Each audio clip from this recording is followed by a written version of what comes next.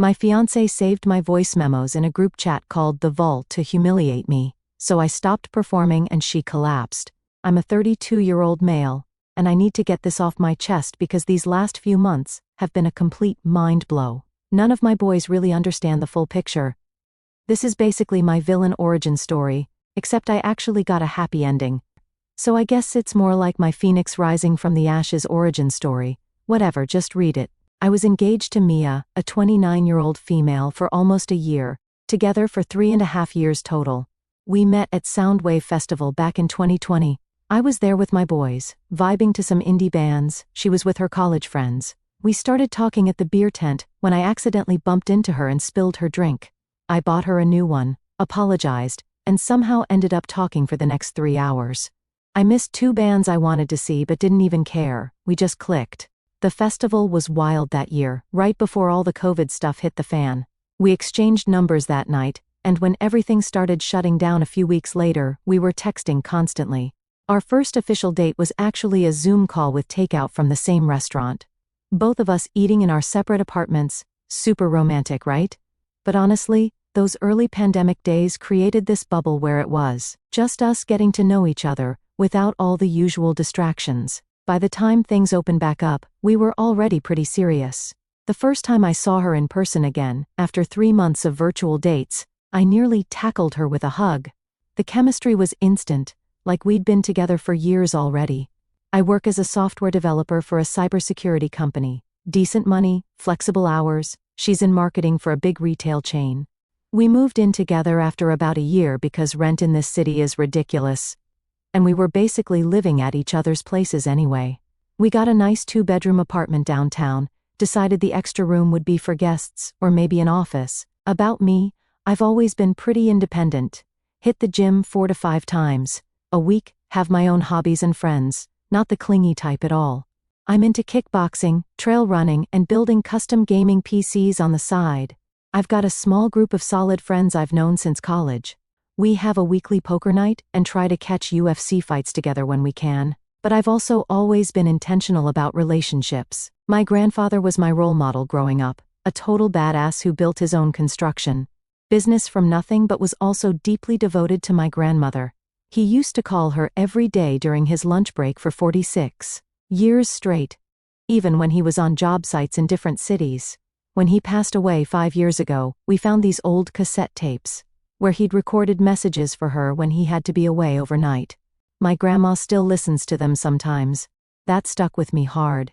So when things got serious with Mia, I started this little ritual. Every morning before I left for work, I'd send her a voice memo. I get up at 5:30 for the gym and head straight to the office after, while she doesn't start until 9, so I'd leave her a little audio message to wake up to.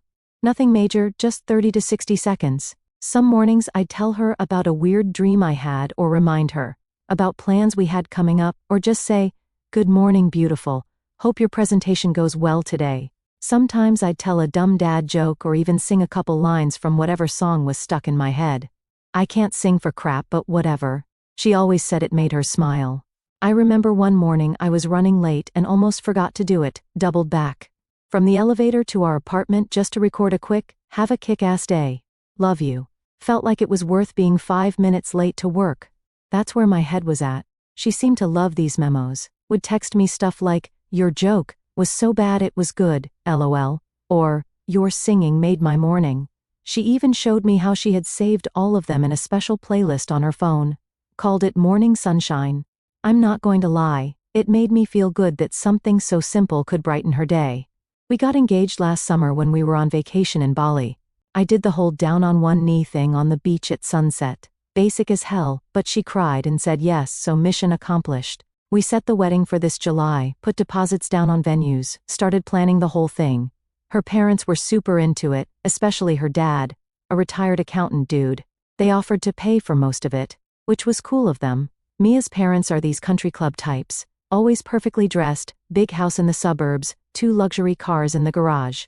Her dad played golf every weekend, and her mom was involved in like 6 different charity organizations. They seemed to like me though, especially after I helped set up their home network and fix their various tech issues. Her dad would always introduce me as the brilliant software engineer who's going to take care of our little girl. I guess they saw me as stable and responsible. Little did they know I'd be the one to blow it all up. We even got a dog together about 8 months ago. A rescue pit bull mix named Diesel. I've always been a dog person, and Mia claimed to be too. Though looking back, she wasn't nearly as into him as I was. I was the one who always walked him, fed him, took him to the vet, trained him. She'd post pics with him on Instagram, but that was about the extent of her involvement. Should have been a red flag, but I missed it completely. Diesel is a big goofy sweetheart, brown and white, with one floppy ear and one pointy ear. The shelter said he was about 2 years old when we got him, and he'd been there for months because people were scared of the pit bull label. Their loss. He's the most gentle dog I've ever met. Lets kids pull on his ears without flinching. Sits patiently while I wipe his paws after walks, only barks when someone's at the door. I fell in love with him immediately at the shelter. Mia was more hesitant, wanted a smaller, cuter dog, but eventually agreed when I pointed out how apartment-friendly he actually was despite his size. Anyway, things were solid, or so I thought. Then, about 2 months ago, things started feeling off. Mia started acting weird, always on her phone, laughing at stuff but not showing me what was so funny when I'd ask, getting irritated. Over small things like if I left a cup on the counter, or if Diesel jumped on the couch, which she used to be fine with. When I'd ask if something was up, she'd always say, just work stress, or nothing, I'm fine. Classic. At first I chalked it up to wedding planning stress. We were about 4 months out, and there was still a ton to do. Her mom was getting increasingly involved, calling every day with new ideas or concerns. Mia's bridesmaids were scattered across 3 different states, making dress fittings a logistical nightmare. Plus, she was gunning for a promotion at work, putting in extra hours to impress her boss. So I tried to be understanding, took on more of the household stuff, started cooking dinner most nights, kept the apartment clean, made sure Diesel was always walked and fed, and not bothering her when she seemed stressed.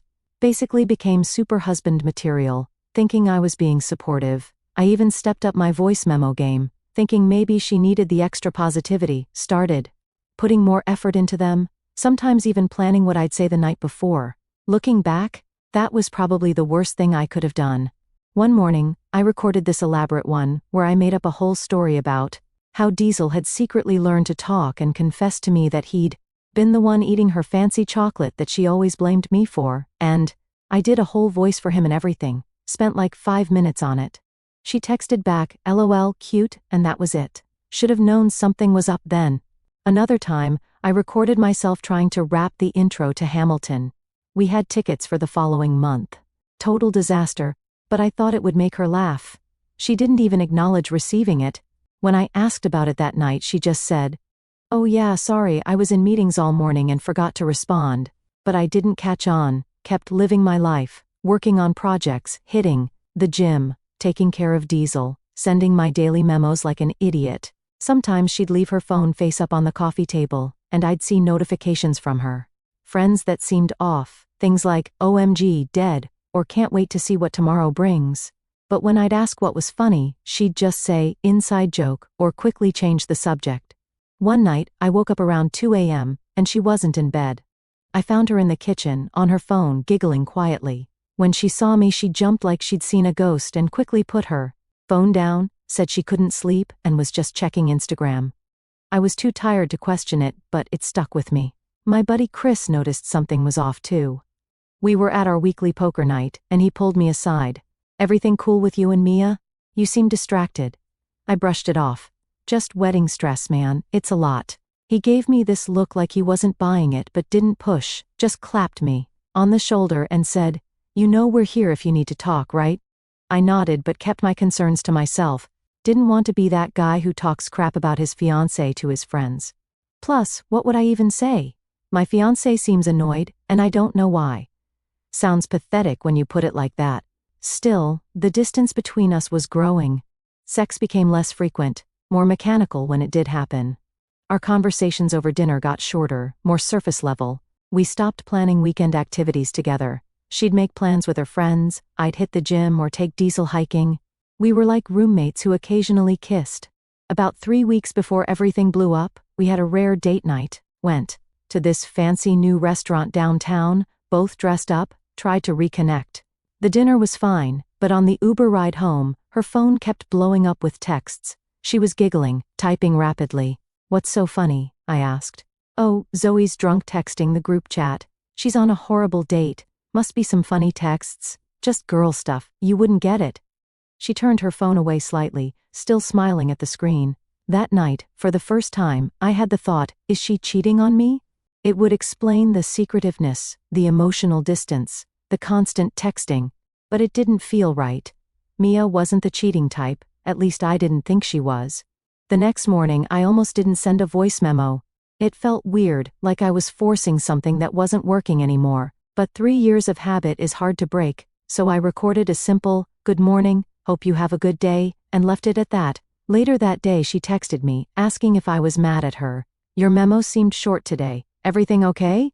The irony wasn't lost on me. She'd been barely acknowledging them for weeks, and now she notices when I scale back.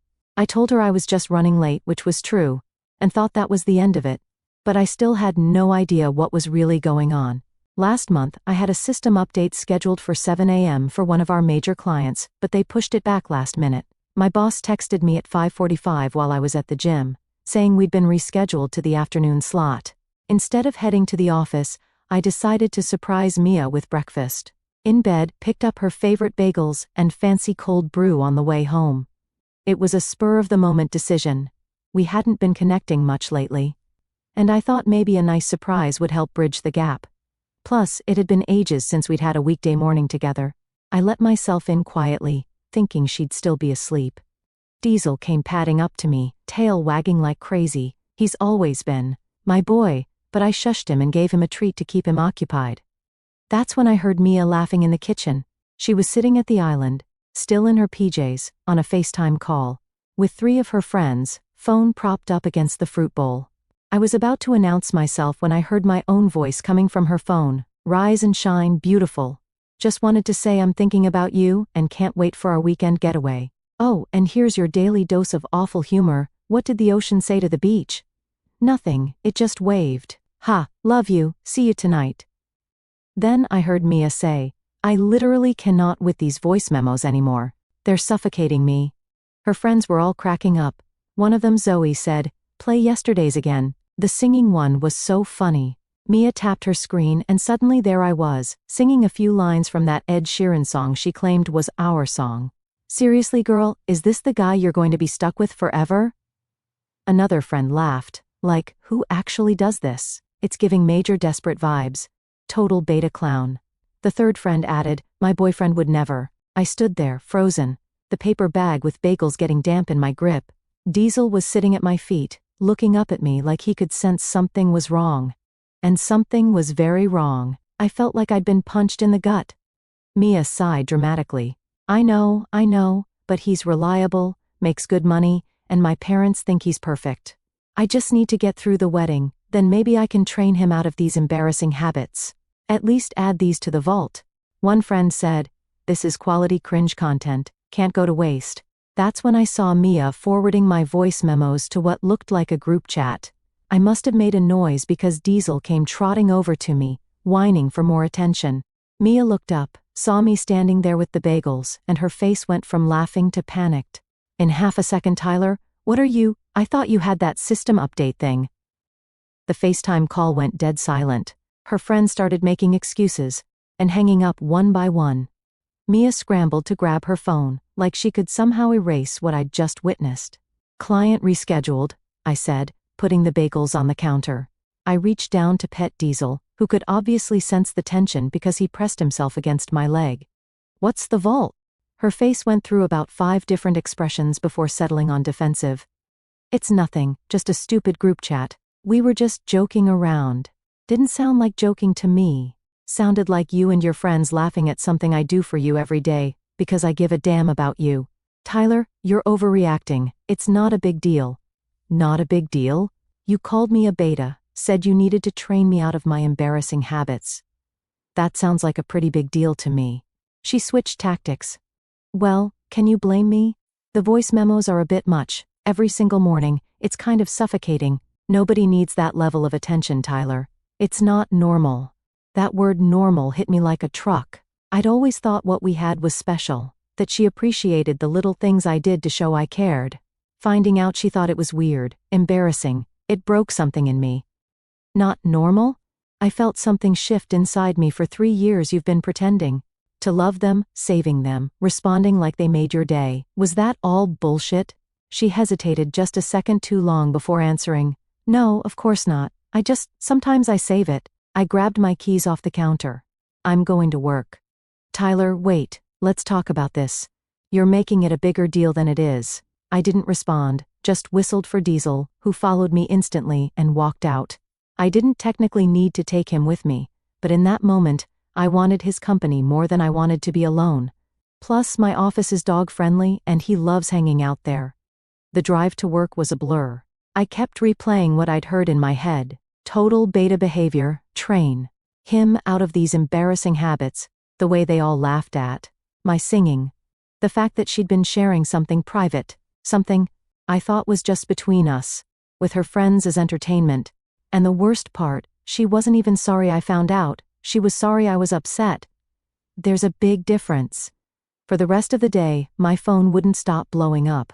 It started with the classic, "I'm so sorry baby, we were just being stupid," then shifted into the whole, "it was just girl talk." Everyone vents about their partner's routine. By the end of it, she was straight up defensive. You're really going to throw everything away over something so small? That's childish. I didn't reply to any of them, just focused on work, let Diesel chill under my desk, and tried to process what the hell had just happened. My coworkers could tell something was up but respected my space. A few commented on how cute Diesel was, which gave me a brief distraction. My buddy Derek from the IT department noticed something was off and asked me to grab a beer after work. I told him what went down, and he just shook his head. That's cold, man, real cold. Derek's a divorced guy, about 10 years older than me, been through the ringer with his ex-wife. As I told him what happened, he got this look in his eyes, like he was having flashbacks. The thing that gets me, I said, is that I thought this was something special between us, something she loved. Finding out she was mocking it the whole time, it makes me question everything. Derek nodded. It's not even about the voice memos, man. It's about respect. She didn't respect you enough to be honest, and she sure as hell didn't respect you enough to keep private things private. Exactly. If she didn't like them, she could have just said something. I'm a grown-ass man, I can take feedback, so what are you going to do? I don't know, I can't go back to that apartment tonight. I'd say something I'd regret. Derek offered me his spare room if I needed it, no questions asked. I took him up on it. That night, I packed a small bag when I knew Mia would be at her weekly yoga class, grabbed Diesel's food and bed, and bounced. That first night at Derek's, I lay awake for hours, Diesel snoring softly on the floor beside me. I kept replaying her words in my head. Beta behavior, train him out of these habits. The way she laughed while forwarding my voice memo to her friends. Something changed in me that night. Like a switch flipped. I realized I'd been pouring my heart into someone who saw my affection as a joke. As something to be tolerated until she could change me into whatever the hell she actually wanted. The persona I'd been presenting wasn't the problem, it was her inability to appreciate authenticity. The next morning, I went to the gym early, pushed myself harder than usual, came back to Derek's, showered, and headed to work without sending Mia a voice memo for the first time in over 3 years. By noon she'd texted me 5 times, asking where I was, if I was okay, when I was coming home. I finally responded with, staying at Derek's for a while. Need space to think. That opened the floodgates. She called immediately, and against my better judgment I answered, Tyler, please come home, I miss you. I miss Diesel, we can talk this through. There's nothing to talk about, I said flatly. You made your feelings pretty clear yesterday. I was just being stupid with my friends. It didn't mean anything. You know I love your voice memos. Do I? Because it sure sounded like you think they're embarrassing and suffocating. She started crying then. Big dramatic sobs that used to make my heart ache but now just sounded hollow. Please, Tyler, I'll do anything. I'll delete the group chat. I'll tell my friends to delete everything. Just come home so we can fix this. I'll be by tomorrow to get more clothes. We can talk then. I hung up before she could respond. For the next week, I spoke to Mia only when absolutely necessary, and even then, kept it brief and emotionless. I went back to our apartment, but only to grab more clothes and stuff for Diesel. Told her I was staying at Derek's for a while to think things through. She cried, begged me to come home, said she'd do anything to fix it.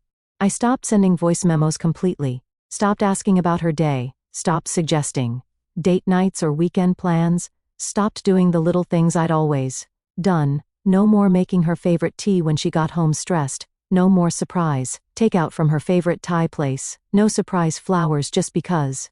Instead, I started hitting the gym twice a day, early morning and right after work, updated my wardrobe, reconnected with friends I hadn't seen much since getting engaged, started putting in overtime at work, and secured a promotion I'd been eyeing. Derek was a solid wingman through all this, never pushed me to work it out or give her another chance like some of our mutual friends did, just let me crash, played video games with me when I needed a distraction, and took care of Diesel when I had to work late. My ex tried the same crap, he told me one night over pizza, made me feel bad for being affectionate, then freaked out when I stopped. Some people only want what they can't have, or what they think others want. After 2 weeks, I figured I should find my own place, but Derek convinced me to stay until I could find something decent. No rush, bro. It's actually nice having company, and Diesel keeps the raccoons away from my trash cans. Meanwhile, Mia was spiraling. She'd text me 20 or 30 times a day, call constantly, even showed up at my office once, but security didn't let her in because she wasn't on the approved visitor list. She'd alternate between rage, "You're being so immature," and desperation. "I'll do anything, please just talk to me." I started getting texts and calls from her friends too. Zoe in particular was persistent. "You're breaking her heart over a stupid joke," she said in one voicemail. "What kind of man does that? You must be so insecure." Yeah, well, I guess I'm the kind of man who finally figured out he's not. A charity case for emotionally stunted mean girls playing therapist. After about 3 weeks of this, I finally agreed to meet her for coffee, just to talk. I chose a spot near Derek's place. Neutral territory. She looked rough, if I'm being honest. Eyes puffy, hair unwashed, made a big show of hugging me when I arrived, but I kept it brief and sat down immediately. "Where's Diesel?" was the first thing she asked. "With Derek. He's got a yard." "So, are you coming home soon?" I took a sip of my coffee. "I don't think so, Mia." Her eyes welled up. "Tyler, this is crazy. It was one stupid conversation, one mistake. You're throwing away 3 years over nothing." It wasn't nothing, and I don't think it was just once. The vault sounds pretty established to me. She went pale. "I deleted it, I swear. I told the girls how much I hurt you, and we agreed it was wrong. They all feel terrible." She showed me the group chat as if on cue. Her phone buzzed. She glanced down at it nervously, trying to hide the screen, but I caught a glimpse of a message from Zoe. "Send this to him. He'll stop crying and start wheezing on the floor." "What's that?" I asked, nodding toward her phone. "Nothing," she said quickly, turning the phone face down on the table. "Show me." "Tyler, it's not." "Show me." Reluctantly, she turned the phone over and opened the message. It was a video. She hesitated, then pressed play. I watched in disbelief as an AI-generated version of my voice narrated over Ed Sheeran's face. It was clearly made using snippets from my voice memos, stitched together to make it sound like I was saying the most cringe-worthy, desperate stuff imaginable. His face had been manipulated to match the audio, making it look like Ed Sheeran was delivering my most heartfelt messages with exaggerated, mocking expressions. The rage didn't explode. It crystallized, cold, focused. "So, not only did you mock me behind my back, you let your little crew make deepfakes to keep the humiliation going. And that's what you're sorry for?" My voice was flat, controlled.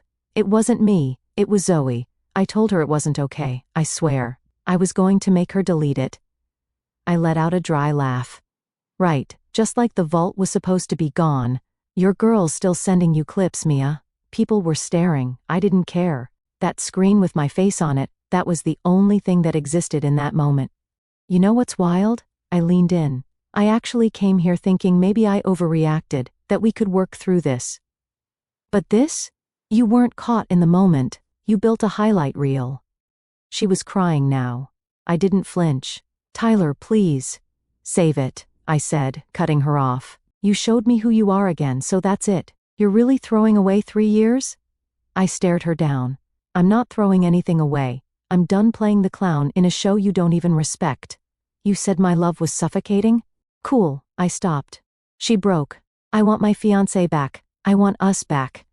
I shook my head. You want the perks, the paycheck, the guy your parents approve of. You never wanted me, just the image of me. I stood up. I'll swing by next weekend for my stuff. I'm taking Diesel. You never wanted the dog anyway. She reached out. Please, counseling, anything. I pulled back. There's nothing to fix, Mia. This wasn't love, it was convenience. As I turned to leave, she shouted, "This isn't you!" I looked back once. Nah, this is exactly me. I just stopped performing. Over the next couple of weeks, she went into full panic mode, started leaving me voice memos, buying me gifts and having them delivered to Derek's, texting my friends to check if I was okay, even called my mom, who later told me Mia was worried about my mental health because I'd changed so drastically. My mom, to her credit, saw right through it. She made her bed. She told me over the phone, "You stand your ground, honey. You deserve someone who loves you exactly as you are." Meanwhile, I was actually feeling better than I had in months, clearer, stronger, more focused. Diesel was thriving too. Derek's backyard was way bigger than our apartment balcony, and he had a blast running around with Derek's neighbor's golden retriever. I found a decent one-bedroom with a small yard, not too far from work. The landlord was cool with Diesel after meeting him, and I signed a 6-month lease. Moved my stuff out of our old apartment on a Tuesday when Mia was at work, just like I said I would. Left the ring on the kitchen counter with a note releasing her from any wedding contracts on my side. The day I moved out for good was strangely anticlimactic. I'd already taken most of my important stuff in stages, so it was just a matter of gathering the last few boxes and saying goodbye to the place. Diesel seemed to know something was up. He went around sniffing everything. One last time, then sat by the door like, "I'm ready when you are, boss." Before leaving, I looked around one last time. The apartment that had been ours suddenly felt like it had never been mine at all. Maybe it hadn't been. Maybe I'd been playing a role the whole time without realizing it. I locked the door, dropped the key in the mail slot for the building manager, and walked away without looking back. About a month after discovering the vault, I was at my usual gym, crushing a back and shoulder session. I'm one of the senior trainers there, been working there for years between my coding gigs. That's when I spotted her. This lost-looking chick trying to figure out the cable machine, form all wrong, about to wreck her shoulders. "You're going to hurt yourself doing it that way," I called out, walking over. She looked up, slightly startled. Her name's Lexi, a 30-year-old female, petite but athletic, with a sleeve of tattoos down, one arm and short dark hair, completely different from Mia's polished Instagram-perfect look. "I'm just trying to figure this out," she admitted with a frustrated sigh. I adjusted the pin weight and demonstrated the proper form. Like this, keeps your rotator cuff safe and actually hits the muscle you're trying to work. She tried again, following my lead. Better. Getting there. Drop your shoulders a bit more. I guided her elbow into the right position. There you go. She thanked me, and I moved on to my own workout. A few days later, I noticed her struggling with deadlifts, rounding her back at the top. "Form check," I said, walking over. "You're doing great, but keep that back flat through the whole movement." After correcting her technique, I mentioned the boxing class I taught on weekends. "You look like you've got some stuff to work through. Hitting things helps." "That obvious, huh?" She laughed. "Yeah, maybe I'll check it out." She showed up to my class that Saturday. Watching her unleash on the heavy bag, I could tell she was working through something major. Her form was rough, but her intensity was off the charts. After class, I gave her a few pointers and offered to grab protein shakes at the smoothie bar, professional courtesy for a new member. We ended up talking for hours. Turned out she'd just gotten out of a toxic relationship herself, had 2 rescue dogs, loved horror movies, and hated social media. "Life's complicated enough without performing for strangers," she said. Something about that hit different after everything with Mia. I was straight up with her about my situation. Recently ended engagement still. Technically in the moving out phase. Figured she deserved transparency. "Thanks for the honesty," she said. "I've been the rebound girl before, not interested in that role. But I could use a gym buddy who knows what they're doing." We started texting about workout stuff, which gradually evolved into conversations about movies, music, whatever. The contrast between talking with Lexi and the walking on eggshells feeling with Mia was stark. With Lexi, I felt energized. With Mia, drained. One weekend, I invited her to hike one of my favorite trails. Told her to bring her dogs, I'd bring Diesel. Watching the 3 dogs run wild together was awesome. Diesel was in heaven, getting muddy and stealing half her sandwich. Unlike Mia, who'd freak about mud in her car, Lexi just laughed. "He's got personality," she said, watching him roll in a puddle. "That's what matters in a dog, not how pretty they look on Instagram." We started hanging out more, still just friends, but I felt something growing. The way she looked at me when she thought I wouldn't notice, the way our hands would brush when we walked side by side. Meanwhile, Mia was still trying to win me back. Long emotional emails, sad quotes on social media, even showing up drunk at my apartment once. I called her an Uber and sent her home. The final straw came when she went through my phone during a closure dinner, called me out about Lexi, accused me of cheating. "First of all, it's none of your business," I told her. "Second, yes, I like her because she's real. She doesn't laugh at me behind my back or try to train me or record my personal messages to send to her friends for entertainment." I walked out, dropped cash on the table, and called Lexi that night. Asked her on a real date. She laughed and said, "I was wondering when you'd finally make a move. Our first date was at this hole-in-the-wall ramen joint. Nothing fancy, just good food and vibes." She made it clear she wasn't going to be my rebound, respected that. Kissed her anyway, she didn't mind. Mia went full Psycho X, begging, crying, anger, the works. Her dad called once, man-to-man talk. He knew his daughter screwed up without me saying a word.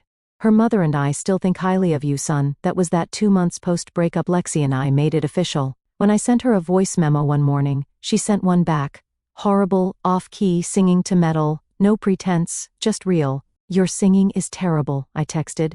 "So is yours," she fired back.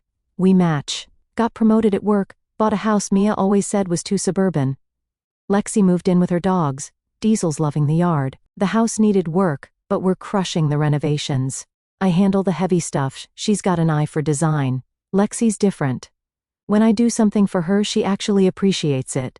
When something bugs her, she says it directly. No games, no mockery, no training needed. Ran into Mia once at the farmer's market. Brief eye contact, small wave, kept moving.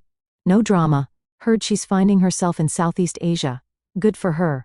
Last night, Lexi asked me to send her a voice memo before work. "Want to hear your sexy morning voice telling me something stupid?"